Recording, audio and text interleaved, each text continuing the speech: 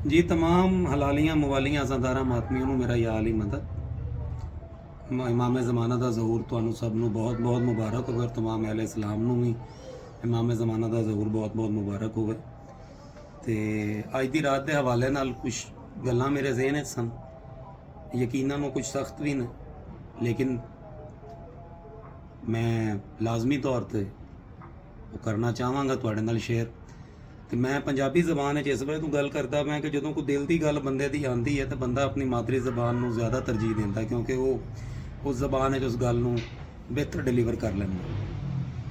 ਮੇਰੀ ਗੁਜ਼ਾਰਿਸ਼ ਹੈ ਪਹਿਲੇ ਤਾਂ ਆਪਣੇ ਸਾਦਾਤ ਇਕਰਾਮ ਤੋਂ कि आजकल, और मैं बतौर सैयद ये पैगाम दे रहे हैं अपने सादात इकराम नूं, पहले तो मैं एक पैगाम दे रहे हैं, गुजारिश कर रहे हैं कि अजकल साडे विच सादात इकराम विच खास तौर पे मौला परस्ती घटती जा रही है और शख्सियत परस्ती वधदी जा रही है। साडे सादात इकराम कुछ ऐसे लोगों नूं सपोर्ट कर रहे हैं मैंबरां ते जिहड़े कि ਸਾਡੇ ਬੈਠਕਾਂ 'ਚ ਬਿਠਾਉਣ ਦੇ ਕਾਬਿਲ ਨਹੀਂ, ਔਰ ਅਸੀਂ ਉਹਨਾਂ ਨੂੰ ਬੈਠਕਾਂ 'ਚ ਬਿਠਾਉਂਦੇ ਵੀ ਨਹੀਂ, ਲੇਕਿਨ ਜਦੋਂ ਮੈਂਬਰ ਰਸੂਲ ਤੇ ਭੇਜਨੇ ਆ ਤੇ ਉਦੋਂ ਉਹ ਸਾਡੀ ਮਜਬੂਰੀ ਬਣੇ ਹੋਏ ਨੇ। ਕਿਉਂਕਿ ਮੈਂ ਆਪਣੇ ਨਾਲ ਦੇ ਕਈ ਸਾਦਾਤ ਇਕਰਾਮ ਦੇ ਮੂੰਹੋਂ ਗੱਲਾਂ ਸੁਣੀਆਂ ਨੇ ਕਿ ਜੀ ਅਗਰ ਇਹਨੂੰ ਨਾ ਪੜਾਇਆ ਤੇ ਰਸ਼ ਕਿਵੇਂ ਹੋਏਗਾ।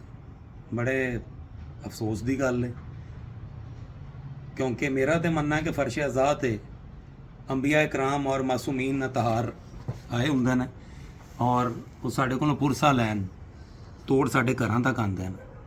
ਨਹੀਂ ਤਾਂ ਸਾਡੀ ਔਕਾਤ ਕਿੱਥੇ ਵੈਸੇ ਆਪਣੇ ਘਰਾਂ 'ਚ ਮਜਲਿਸ ਅਜ਼ਾਬ ਬਰਪਾ ਕਰ ਸਕੀਏ ਜਾਂ ਕੋਈ ਜ਼ਿਕਰ ਕਰਵਾ ਸਕੀਏ। ਤੇ ਹੱਥ ਜੋੜ ਕੇ ਗੁਜ਼ਾਰਿਸ਼ ਹੈ ਸਾਦਾਤ ਇਕਰਾਮ ਤੋਂ ਕਿ ਬਰਾਏ ਮਿਹਰਬਾਨੀ ਬਾਵਾਗੀਰੀ ਔਰ ਇਹਨਾਂ ਚੀਜ਼ਾਂ ਤੋਂ ਬਾਹਰ ਨਿਕਲੋ। ਮੈਂ ਤੁਹਾਡਾ ਬੱਚਾ, ਤੁਹਾਡਾ ਭਾਈ ਔਰ ਗੁਨੇਗਾਰ इंसान होने के नाते, लेकिन क्योंकि मैं सैयद हाँ मैं गुजारिश कर रहा, मैं कोई एतराज़ नहीं किसी से कर रहा। तुसी अपना जवाब देना है इमाम ज़माना नूं, मैं अपना जवाब देना, लेकिन इस बादशाह को माफ़ी नहीं है। मैं यह गल तुहानूं ज़रूर करना चाहांगा, असीं सब जानने भी हैं। इस बादशाह ने पहले अपनी जात नाल करन वाली हर ज़्यादती का जवाब साडे सब को लैना, उनके बाद सानूं माफ़ी मिलनी, और तुसी सब जानते हो।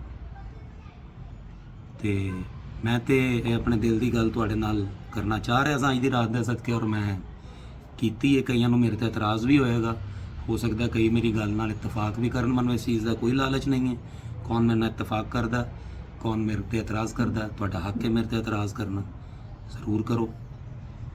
दूसरी गल मैं करना चाहांगा कि जिहड़े सादात इकराम या मुमनीन कराम या साडे उमती भाई जो है ने जो मौला की अज़ादारी करवा रहे हैं, और पहले मैं उमतियां नूं एक गल कर लवां कि असीं सादात ते अगर जिक्र नहीं करवाते तो यकीनी तौर पर सानू कोई सैयद कहेगा भी नहीं, क्योंकि साडी ते जद दा जिक्र है और असी औलाद होने दे ही दावेदार नहीं रह जाएंगे अगर असी जिक्र नहीं करवाते। असी कोई आसान नहीं कर रहा जिक्र आले मोहम्मद करवा के, असी अपनी ड्यूटी दे रहे हैं।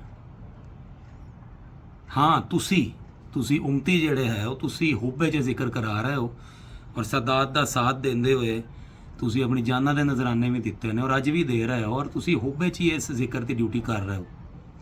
मैं तुहानूं भी हथ जोड़ के आखांगा, गुजारिश करांगा कि शख्सियत परस्ती दे विचों बाहर आओ, कोशिश करो कि मौला परस्ती करो। मैं भी बतौर गुनेगार इंसान बड़ी देर नाल ये चीज़ रियलाइज़ की कि मैं भी शख्सियत परस्ती दे विच पिया होया सर। मैं कोशिश कर रहा कि मैं उन्होंने छड्डां और मौला परस्ती चाहां, और मनु यह चीज़ करन दी वजह तो बड़ी मुखालफत भी फेस करनी पै रही, लेकिन देर आए दुरुस्त आए उर्दू चाहते हैं। मैं अपनी कोशिश कर रहा और मैं करता रहांगा बशर्ते ज़िंदगी जिन्ने मेरे साह है ने, मैं उनके हिसाब नाल कोशिश करता रहांगा।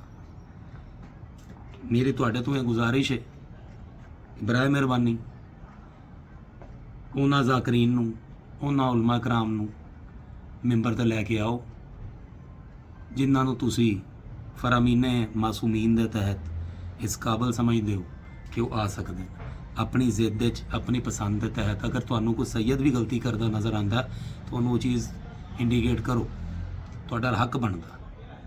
और अगर तुसी गलती करोगे तो अपने अंदर इन्नी खलाकी जरूरत रखो कि कोई सैयद अगर तुहानूं मना करता है कि बंदा अहले मैंबर नहीं है, इनू ना पढ़ाओ, तो बराए मेहरबानी उस चीज़ तो टल जाओ और उन्होंने तावन करो। एक दूजे ते एतराज़ करन तो बेहतर है, एक दूजे नाल लड़न तो बेहतर है कि वक़्त दे यजीद दे सामने खड़े हो। बनु उमैया दे जो पैरोकार अज भी इस जमाने च पाए जाते हैं, उन्हों दे सामने खड़े हो, उन्होंने जवाब दो अखां च अखां पा के। उन्होंने दसो कि मौला परस्त अज भी अपने अंदर इतफाक रखते हैं और तुहाडी अखां च अखां पाने की जरूरत रखते हैं। मैं यही मेरी कुछ गुजारिशात सन और मेरे दिल दीयां गल्लां सन, मैं तुहाडे सब नाल शेयर करना चाहता सा। मैं माजरत चाहांगा अगर किसी को मेरी गल सख्त लगी होवे या चुभी होवे। मैं किसी नूं इस वीडियो विच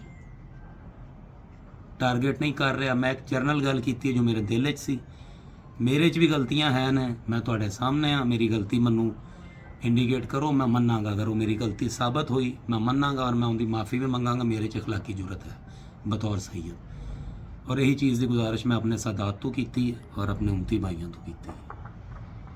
सलामत रहो, आबाद रहो। और आखिर जाते जाते एक आखिरी गल कि तुहाडे मेंबरां ते आन दे वो बंदे हरगिज़ अहल नहीं ने जो तशद विच वलायत दी गवाही दे मुनकर ने। चाहे उनदे चो जो भी अपना जवाब देंदे ने या जो भी उनदे चो अपना कोई भी चीज़ वो अपना जवाज़ पेश करते हैं, इस चीज़ दे विच कोई जवाज़ नहीं है, ज़हन च रखे हो जाए। और अजे इमाम ज़माना दे ज़हूर दी, इस बादशाह दे ज़हूर दी, बकियतुल्लाह दी असी एक दूजे को मुबारकबाद दे रहे हैं। इन्हों ने तुहाडे तो पहला सवाल वलायत अली का ही करना। नमाज़ां, रोज़े, हज, ज़कात का सवाल नहीं होना तुहाडे। ये तुसीं किधरे पढ़ भी सकते। आयमा तताहीर दे फरामीन पढ़ो, उनके च वाज़े तौर पर लिखे हुए। बस मेरा आखिर यही पैगाम सी कि हर चीज़ से कंप्रोमाइज़ है वे, अपने सदात नाल भी, अपने दीगर लोगों के नाल भी, अपने मुमनीन नाल भी, अपने उम्मती भाइयों नाल भी। लेकिन मैं सब नूं आखांगा कि वलायते अमीरुल मोमिनीन ते किसी नाल कोई कंप्रोमाइज़ नहीं, चाहे वो तुहाडा खानदान होवे, चाहे वो कोई बाहर दा तुहाडा दोस्त यार। आबाद रहो, सलामत रहो। अली अली। और एक बारी फिर तुहानूं सब नूं इमाम ज़माना दे ज़हूर दी बहुत बहुत मुबारकबाद। सलामत रहो।